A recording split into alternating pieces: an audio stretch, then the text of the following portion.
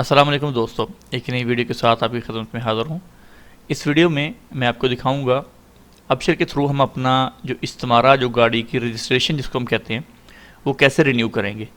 सबसे पहले आपके पास आपकी गाड़ी की इंश्योरेंस होनी चाहिए वैलिड, और आपने अपनी गाड़ी की फ़ीस जो है वो पे कर दी हो।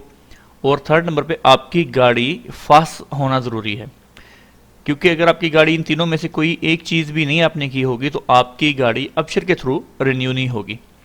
अभी कुछ इलाके ऐसे हैं जहां पर अगर आप मरूर में ट्रैफिक का आप ऑफिस विज़िट करते हैं तो वहां पर फास्ट की ज़रूरत नहीं होती, जैसे कि हमारे सिटी में भी अगर आप ये किसी मकतब के थ्रू करवाएंगे जो गाड़ियों का जो जहाँ पर सेल होती हैं उस जगह से, तो वो आपको करवा के दे देंगे फास्ट के बिना। आपका जो रजिस्ट्रेशन कार्ड जो आपका इस्तेमारा है वो न्यू हो जाएगा।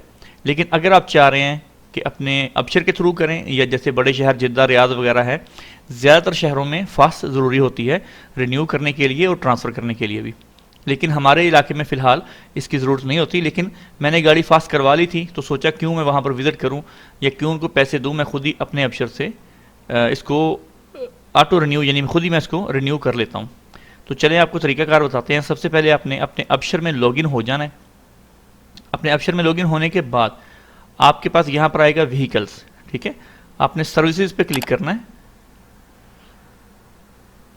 व्हीकल मैनेजमेंट में जाना है। यहाँ पर आपके पास जितनी गाड़ियाँ होंगी वो शो हो जाएंगी। जिसका आपने रिन्यू करना होगा उस पर क्लिक करेंगे। अभी हम रिन्यू व्हीकल रजिस्ट्रेशन पर क्लिक करते हैं तो ये देखें जी, please confirm to renew your vehicle registration. यहाँ पर पूरी डिटेल दे दी गई है। तो यह देख लें, सारा एड्रेस सब कुछ आपका पूरी डिटेल यहाँ पर हो जाएगी, ठीक है। और हम यहाँ से एक्सेप्ट करने के बाद इसको कंफर्म व्हीकल रजिस्ट्रेशन को कर देते हैं। तो ये देख लें जी कि व्हीकल रजिस्ट्रेशन हमारी जो है सक्सेसफुली हमारी रजिस्टर्ड हो चुकी है।